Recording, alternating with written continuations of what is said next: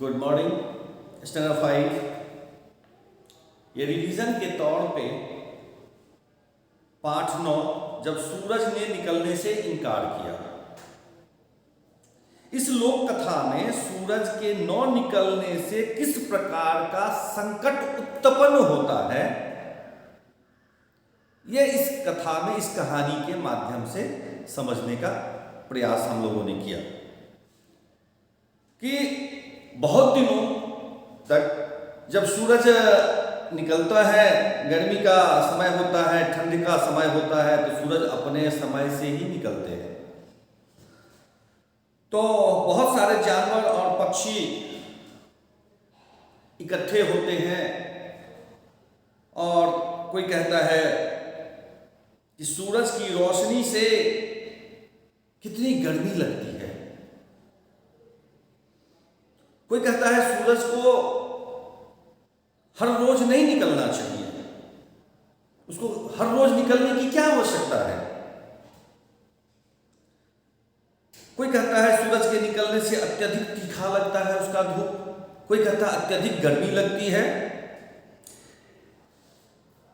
तो ये सब सारी बातें जब सुना तो सूरज बहुत नाराज हुआ।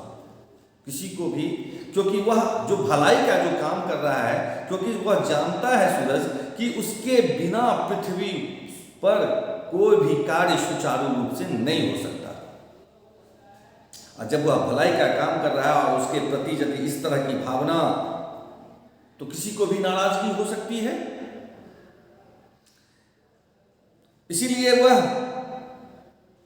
एक सुबह निकलने से ही इनकार कर दिया कि मैं निकलूंगा ही नहीं। शुरू में तो जानवर को, पक्षी को बहुत अच्छा लगा,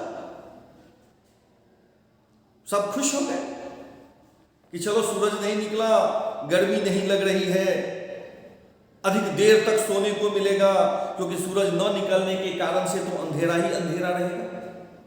सुबह तो होगी ही नहीं, दिन और रात में कोई फर्क ही नहीं होगा, क्योंकि दिन तो होगा ही नहीं, हमेशा रात ही रात रहेगी। क्योंकि ये ज्यादा दिनों तक नहीं चल सकता। सूरज यदि नहीं निकलेंगे तो हमें भोजन मिलना मुश्किल हो जाएगा। हमारे शरीर के अंदर जो ताकत है, वह ताकत मिलना कम हो जाएगा और धीरे धीरे हम कमजोर होते जाएंगे।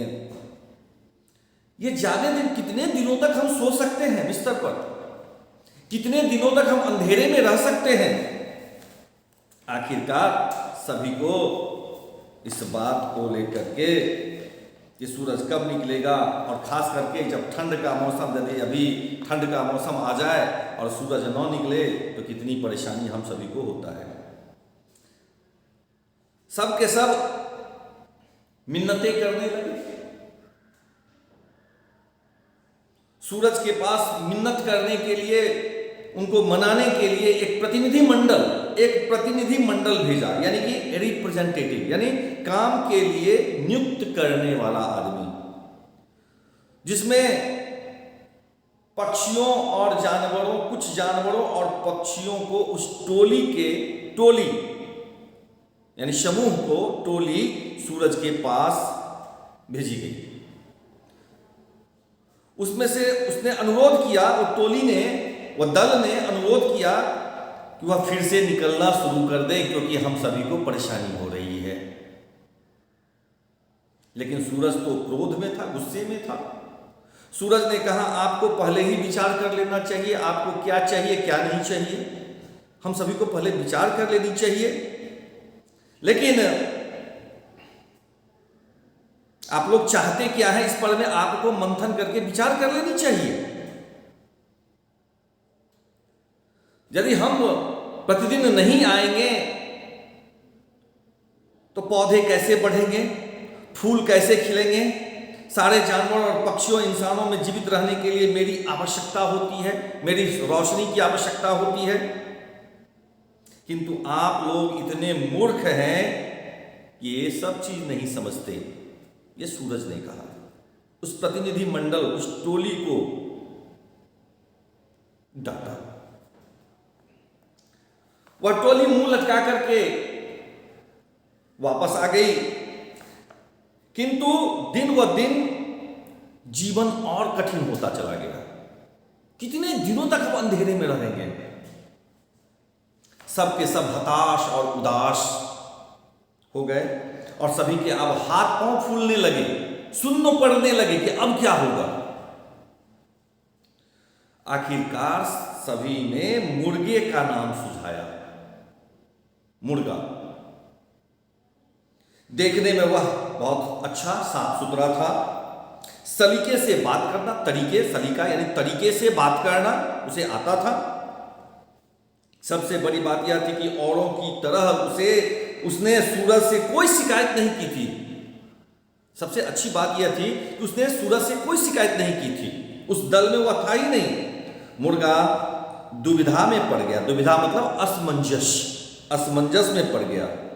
कहने लगा, किंतु आप सभी लौट आए हो, इतने इतने अच्छे और सुंदर स्वस्थ जानवर, बुद्धिमान पक्षी जानवर सब लौट आए हैं, तो मेरी बात में कैसे सुनेंगे?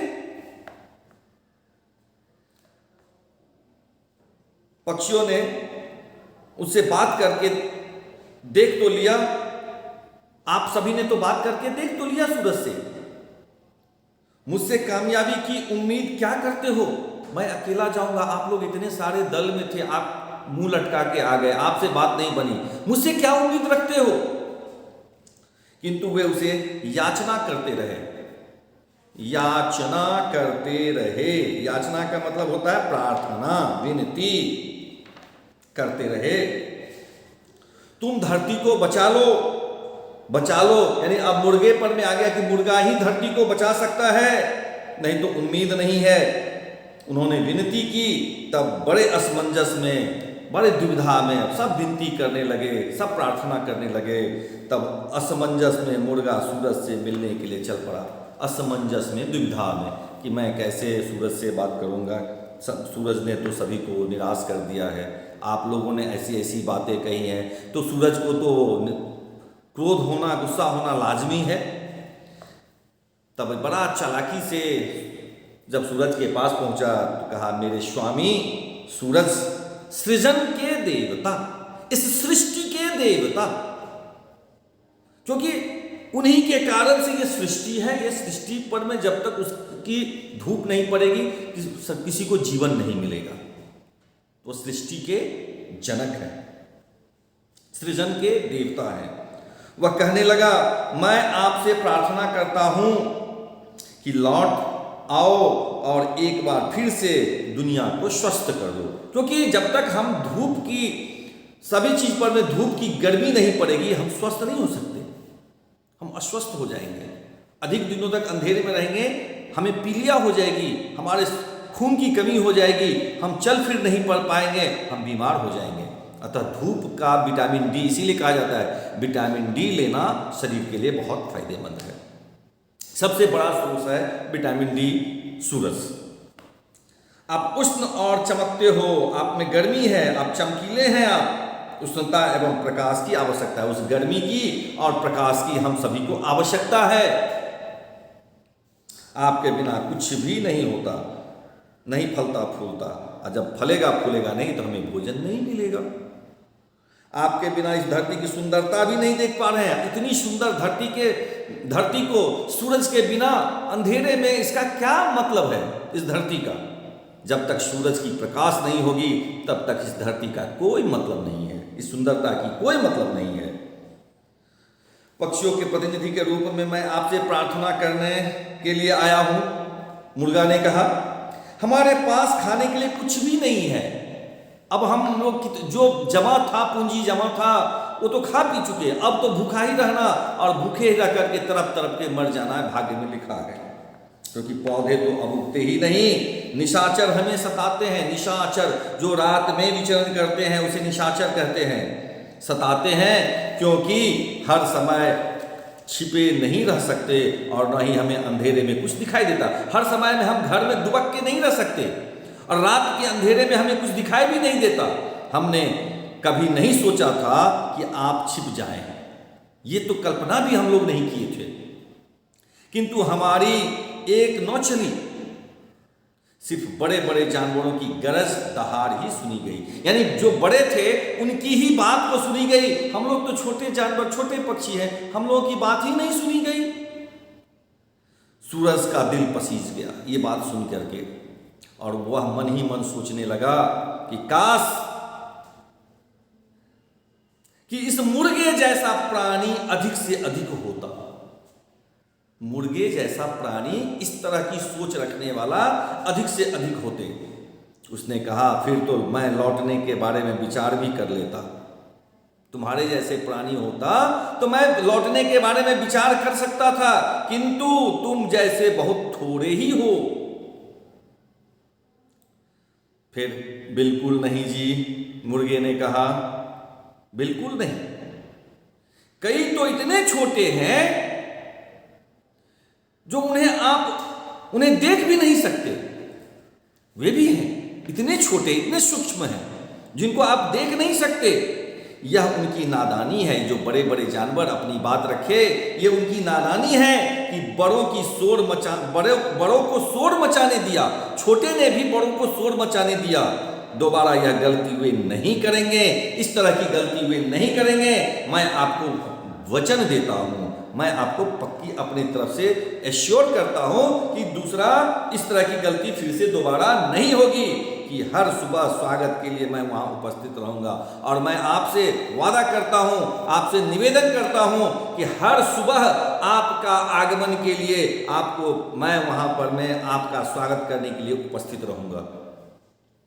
जब अगली सुबह सूरज लौट आया तो सबसे पहले मुर्गे ने स्वागत किया। निहाल हो गए, अपने आप को धन्य समझने लगे होकर वह खुशी से मुर्गा बांग देकर, और तब से लेकर अभी तक वह हर सुबह बांग देता आ रहा है।